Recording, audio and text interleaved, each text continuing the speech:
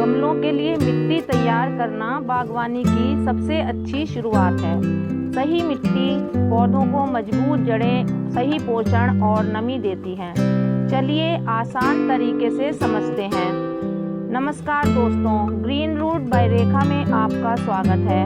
तो चलिए जानते हैं गमलों के लिए मिट्टी कैसे तैयार करें। सबसे पहले हमें क्या करना होगा, बेस मिट्टी यानी कि बेस सॉइल लेनी होगी।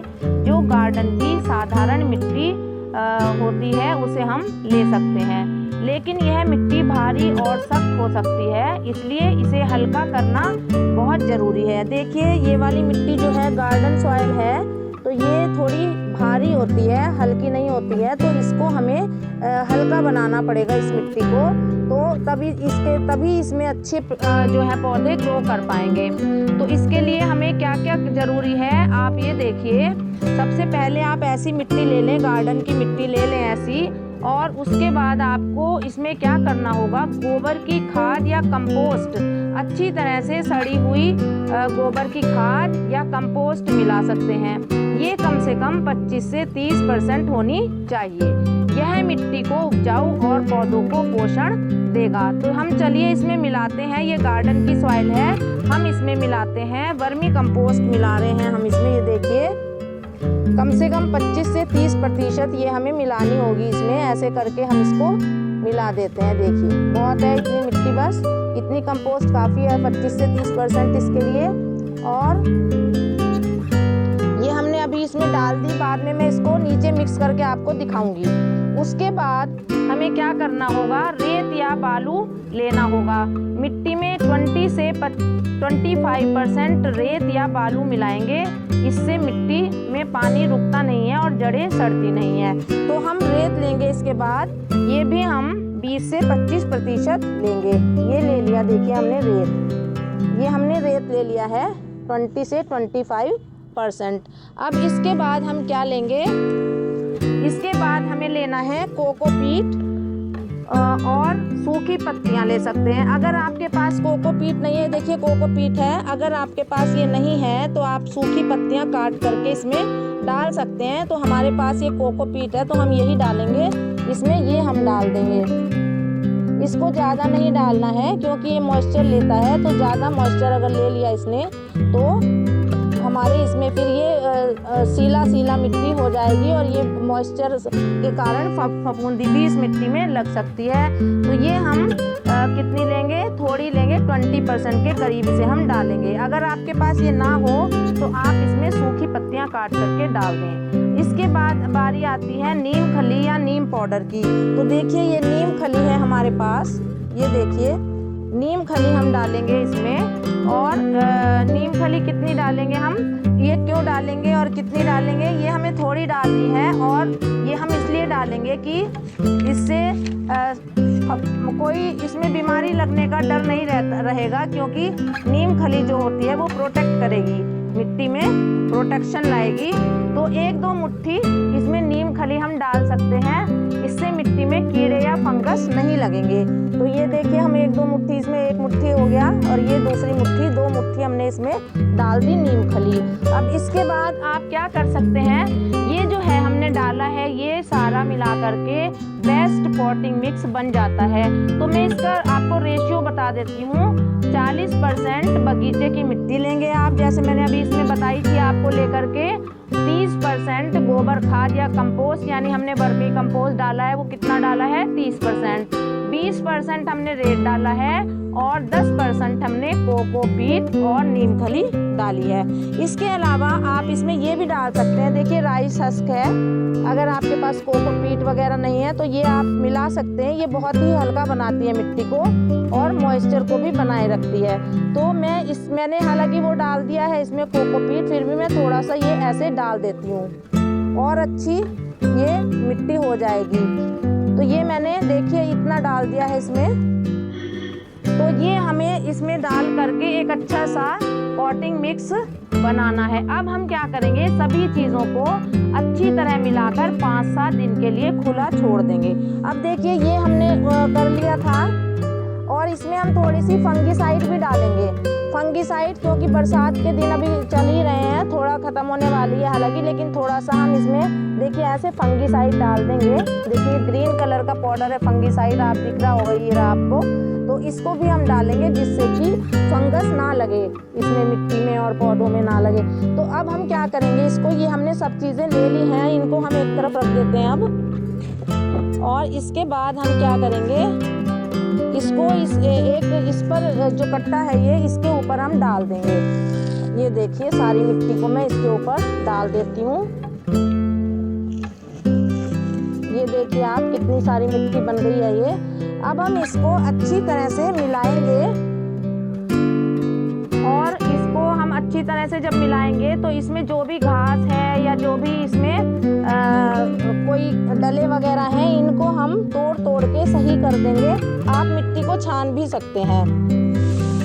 देखिए आप ऐसे करके इसको ऐसे अच्छी तरह से हाथ से मिलाएंगे। देखिए नीचे सारी चीज़ें पड़ी हुई हैं, इसमें आपको दिखाई दे रही होंगी, ये आ रही हैं ऊपर। ये उड़ रहा था इसलिए मैंने यहाँ पर ये पॉट रख दिए हैं, क्योंकि हवा चल रही है और कट्टे जो थे ये उड़ रहे थे। तो देखिए ये घास हम निकालेंगे, इसमें घास निकाल करके हम इसको किसी चीज़ में रखते रहेंगे ताकि हम बाद में इनको डिस्पोज ऑफ कर सकें। ये देखिए इसमें मैं रखती रहूँगी इसको कोई। और ये जो डले आती हैं ये आप देखें, ये ऐसे करके इनको आप बहुत अच्छी तरह से इस मिट्टी को मिलाना है, और मिला करके आपको 5-7 दिन इसको छोड़ देना है। ये देखिए इसमें जो बीच बीच में ये घास आ रही है ना, देखिए ये हम इसको ऐसे डालते रहेंगे, और जो डले हैं इसको ऐसे ऐसे करके खूब ऐसे करके मिलाएंगे, जैसे आप आटा में वो मिलाते हो ना, मोयन मिलाते हो, इसी तरह से हम इसको, ये इसका मोयन है ये जो हमने डाला है सब, इसको अच्छी तरह से पूरी मिट्टी में ताकि ये मिल जाए। ऐसा ना हो कि कहीं ज़्यादा रह जाए और कहीं कम हो जाए। तो देखिए इसको ऐसे हम मिलाएंगे। देखिए कितनी अच्छी मिट्टी का रंग आ रहा है इसका काला। जो मिट्टी इस रंग की होती है वो बहुत ही अच्छी होती है, ड्रेनेज वाली होती है। तो इस तरह हम इसको मिला करके इसके सारे ये जो डले हैं छोटे छोटे, इनको हम ऐसे कर करके तोड़ देंगे।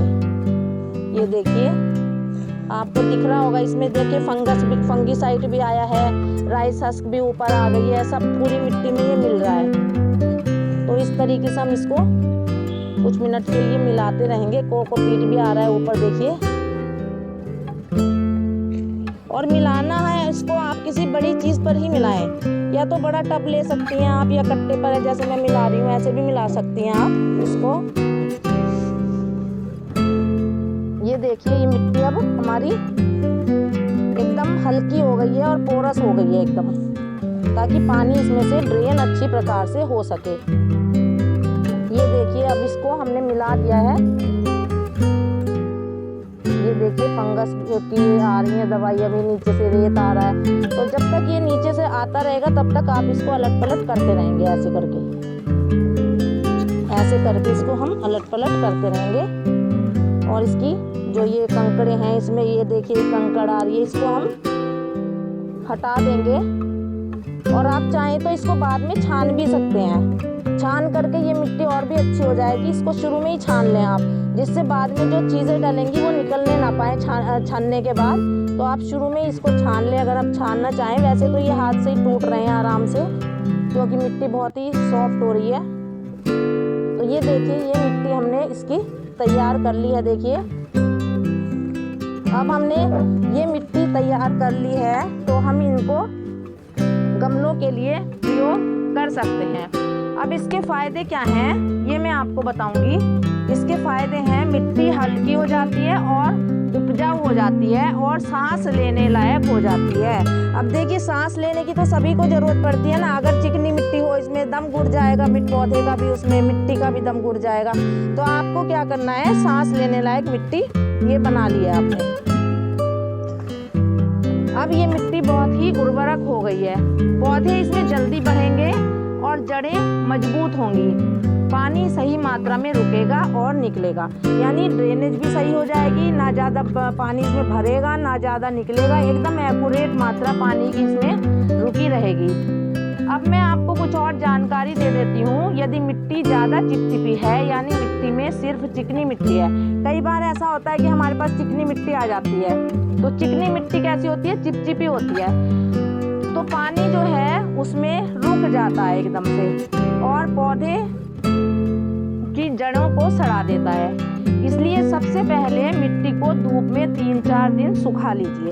आप जो मिट्टी लाएंगी, जो वाली मिट्टी लाएंगी ना आप, पानी वाली चिकनी मिट्टी, अगर बाई चांस आपके पास आ जाती है, उसे पहले सुखा लें आप, और फिर अगर उसमें बड़े बड़े कंकड़ या गांठें हैं सबको निकाल दें, तो उन्हें हटा दें। और इसके बाद आपको क्या करना है, मिट्टी में कच्ची खाद कभी ना डालें। जैसे गीली खाद जो गोबर की होती है, वो गीली खाद जो होती है सड़ी हुई नहीं होती, बिल्कुल जो कंपोस्ट उसको नहीं किया जाता, उसको पूरा सुखाया नहीं जाता, तो वो क्या हो जाएगी, वो खाद नहीं डालनी चाहिए आपको, कच्ची खाद। उससे क्या होगा, पौधा जो है जल सकता है।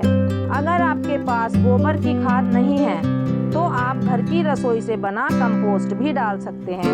किचन वेस्ट से बना कंपोस्ट पौधों के लिए जादू जैसा काम करता है। किचन वेस्ट से कंपोस्ट बनाना भी इतना भारी नहीं है। उसमें आप सब्जी के छिलके और फलों के छिलके, एक प्लास्टिक ना डालें उसमें, कोई कांच का टुकड़ा ना डालें उसमें, तो ये सब डाल करके, छिलके डाल करके फ्रूट्स के, ये सब डाल करके आप उसको बना सकते हैं। वो बहुत अच्छा काम करती है पौधों के लिए।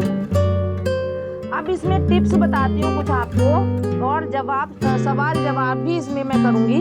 जैसे कि अब आपके मन में कुछ खास सवाल जरूर आएंगे कि हमें क्या करना है, कैसे करना है। मैंने आपको प्रोसीजर दिखा दिया है, लेकिन अब मैं आपको सवाल जवाब बताती हूँ। पहला सवाल क्या है कि क्या आप सिर्फ गार्डन की मिट्टी में ही पौधों को लगा सकते हैं। बहुत से लोग ये सोचेंगे कि हम उसे खाली मिट्टी में नहीं लगा सकते या लगा सकते हैं, तो उसके जवाब में मैं कहूँगी कि हाँ, लगा सकते हैं, लेकिन पौधा धीमी गति से बढ़ेगा।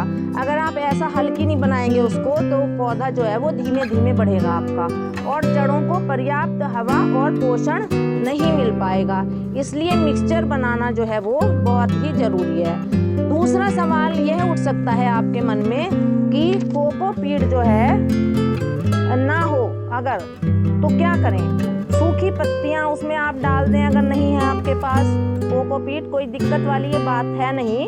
इसमें आप सूखी पत्तियां डाल दें, लकड़ी की राख डाल सकते हैं, या थोड़ा सा भूसा भी डाल सकते हैं, जैसा मैंने अभी आपको ये वाला देखिए डाल के दिखाया है।